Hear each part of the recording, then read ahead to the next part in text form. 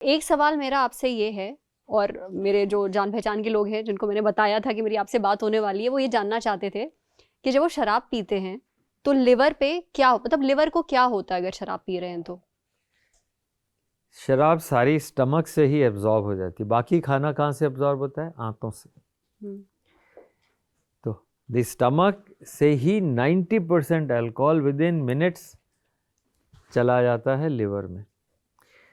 तो अगर आप इतनी रैपिडली उसको एब्जॉर्ब करते हैं तो एक तरह से लिवर के जो एंजाइम सिस्टम है, डाइजेशन के जो एंजाइम्स हैं, वो सारे के सारे ओवरबर्डन हो जाते हैं, क्योंकि बड़ी रैपिडली एब्जॉर्ब होता है, टॉक्सिक हो जाता है, लिवर के सेल्स में फैट आ जाती है। तो जो हम मोटापे से फैट लाते हैं वो फैट आपकी 3 या 4 ड्रिंक्स के बाद और 2-3 दिन की ड्रिंक्स के बाद लिवर में वैसी फैट आने लग जाती है। तो alcohol also produces fatty liver. इसीलिए मैंने कहा था अगर कोई आदमी मोटा हो, डायबिटीज़ हो और उसके साथ में वो ड्रिंक ले रहा हो तो एक फैट अल्कोहल की, एक खुराक की, डबल हो गया, करेला और नीम चढ़ा हो गया। तो अगर जैसे किसी ने आज शराब पीना छोड़ दिया तो क्या उसका लिवर दोबारा से एकदम नया हो सकता है? कितने दिन लग जाएंगे?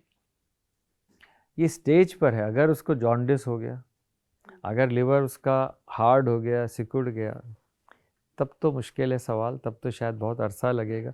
पर हाँ, अगर अभी कोई जॉन्डिस नहीं है, सिर्फ फैटी लिवर है, शराब छोड़ने के बाद ठीक हो सकता है। सब लोग चाहते हैं ना ठीक लिवर, चाहते बिल्कुल। हैं ना? सब चाहते ही हैं, हाँ सब बोलो चाहते भाई। हैं। जी।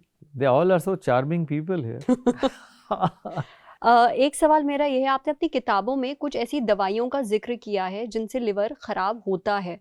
हम लोग बहुत बार ऐसा होता है कि बिना डॉक्टर की सलाह के मेडिकल स्टोर जाते हैं और वहाँ पे अपने सिम्टम्स बता देते हैं कि भैया पेट में दर्द हो रहा है, सर में दर्द हो रहा है।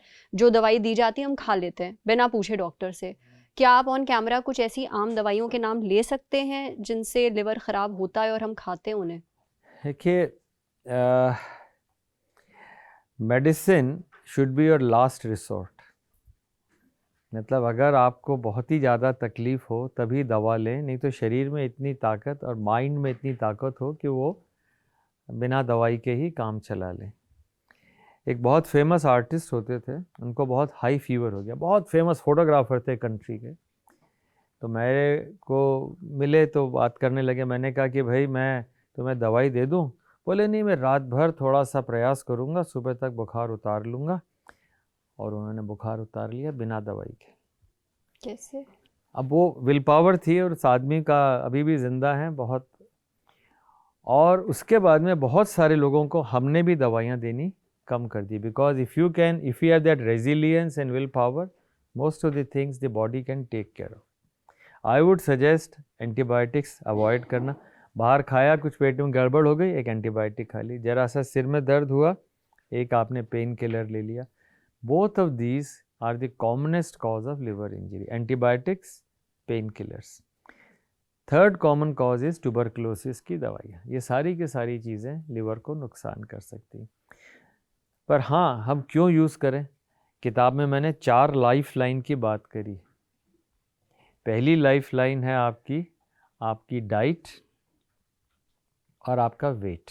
उस पर अपन चर्चा कर चुके हैं, डाइट पर भी और वेट पर। That is your life line.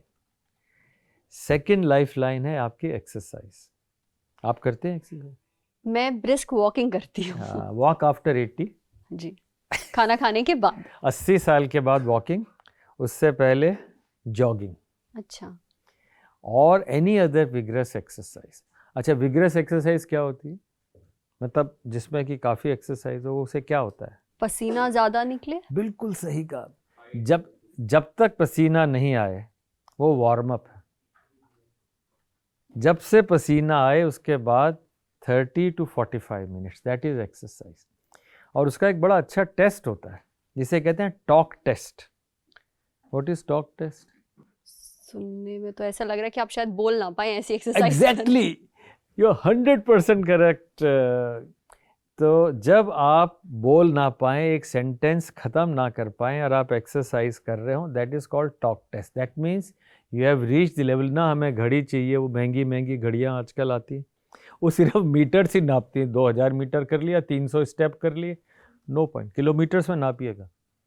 ये नहीं कि मैंने 5000 स्टेप्स किए, 5 किलोमीटर किए, 10 किलोमीटर किए, वैसा वाले। तो exercise is the second life line. The third and very important life line is your दिनचर्या, ए रेस्टोरेटिव गुड क्वालिटी स्लीप। दुनिया में 2.5 तो सुख है। कौन से ये 2.5 सुख? 2.5 सुख हैं, 3 नहीं। पहला निरोगी काया, हेल्दी बॉडी।